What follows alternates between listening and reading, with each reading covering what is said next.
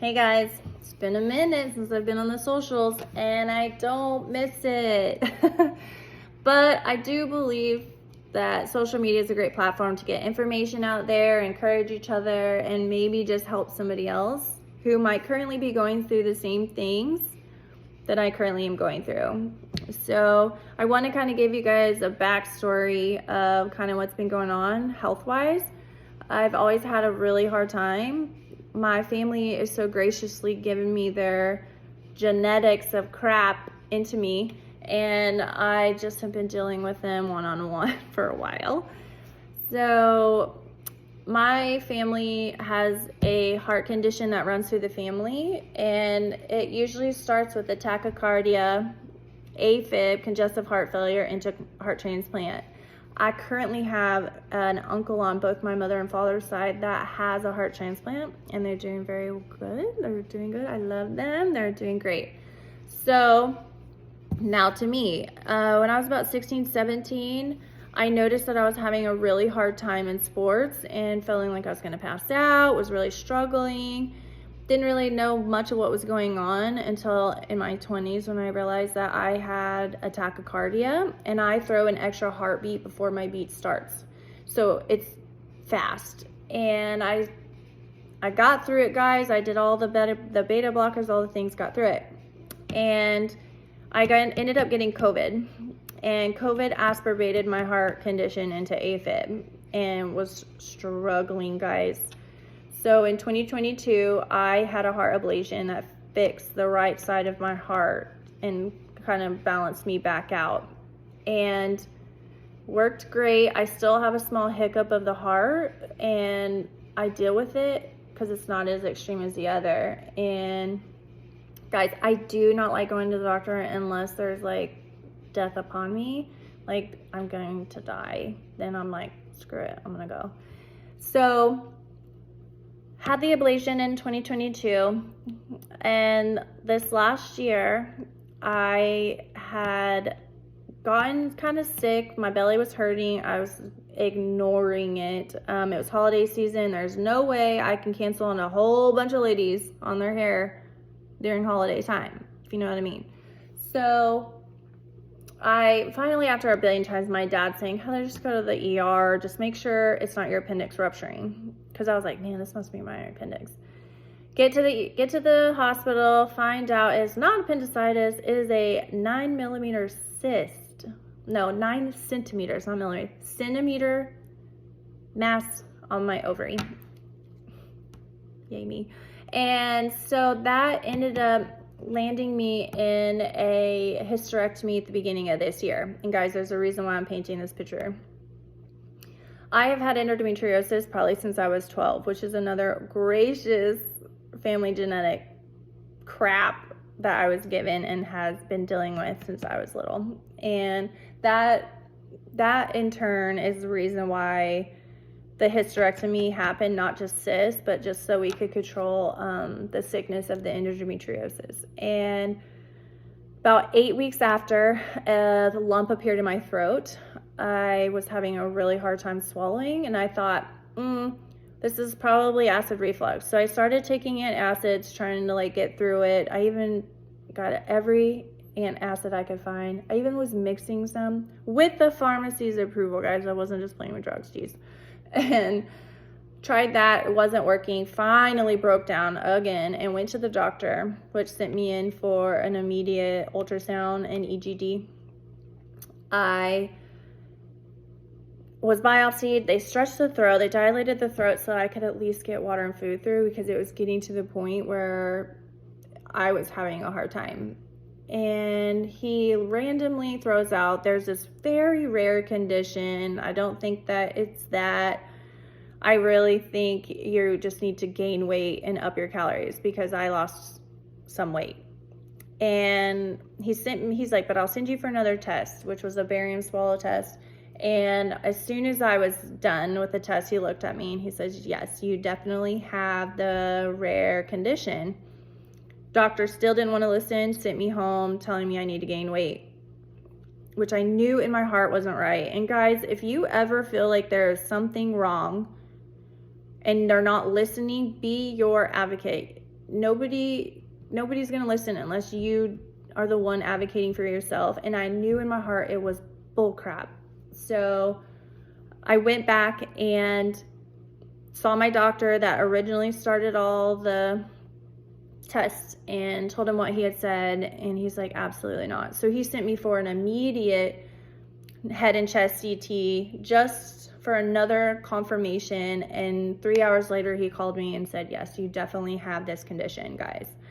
So I have a condition called dysphagia lysoria, and lysoria, guys, means in Latin freak of nature. We're not surprised, guys. We are not surprised at all. Like, if you know me, you are cracking up right now. And if you don't know me, it's funny. So another name for what I have is called an aberrant right subclavian artery. And that is one of the main arteries that are in your throat. And it only happens in 0.1% of the population. Are we surprised? No! I am one of the lucky 0.1% of the population that has this condition and having problems with it, having side effects. And a lot of people don't even know that they have this until later in life when they start struggling as they're older. So this is usually commonly found in people 60 to 90 years old during some random testing or a biopsy or autopsy done after they've passed. That's when they find out, oh crap, they had this. So there's not a lot of people that have symptoms of it. And so yeah, and me being younger also makes it even more interesting. So yeah, here I am, and I did some research, and there's not a lot of us out there that have shared information, and that's why I'm using this, so I can share.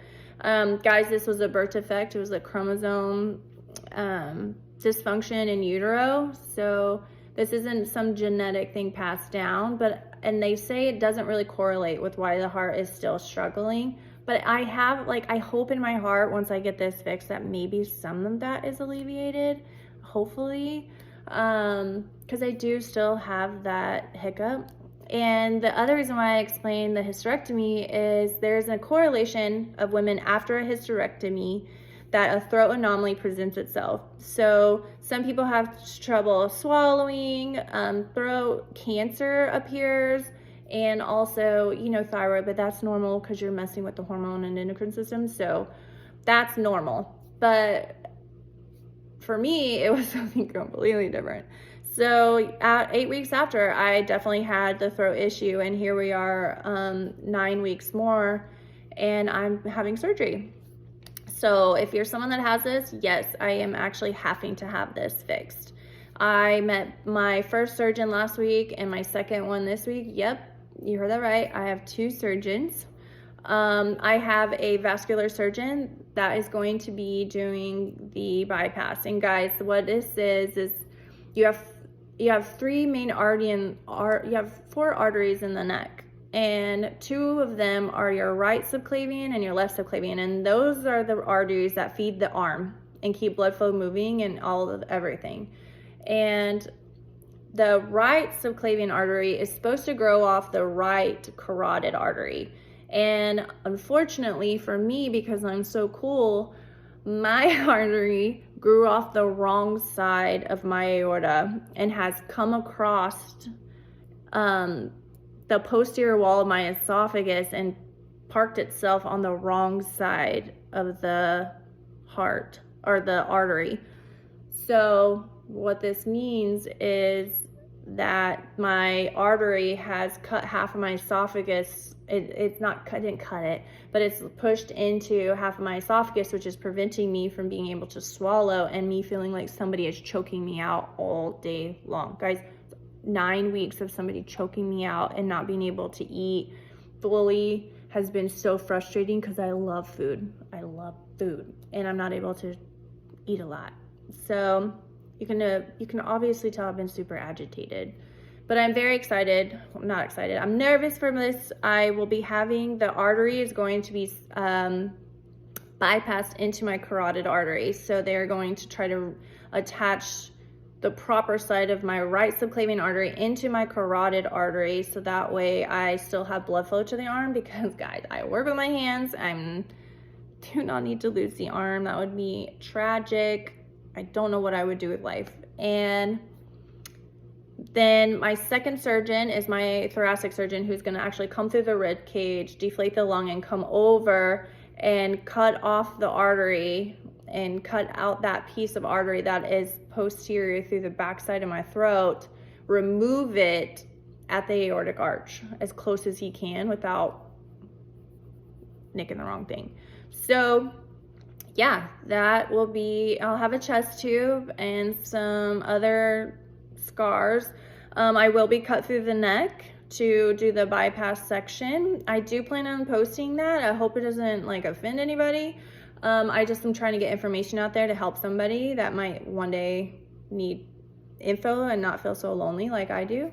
And yeah, so that is coming up, and I do plan on sharing it. If you don't care or think it's gross or whatever, unfollow me. I don't care. I don't care.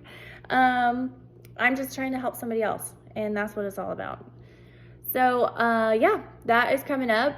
I have so much faith in God. God has got me. I'm not nervous. I'm nervous, but I feel in my heart very calm, because I believe wholeheartedly that God is using me in all these hardships and health traumas to be a testimony for maybe somebody watching, that they can see that faith drives you, and He's got you in His hands, and it's going to be okay.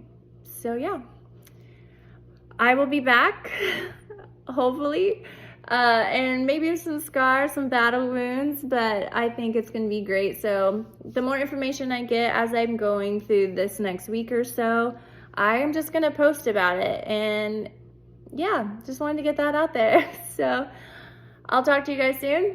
If you have any questions, just hit me up.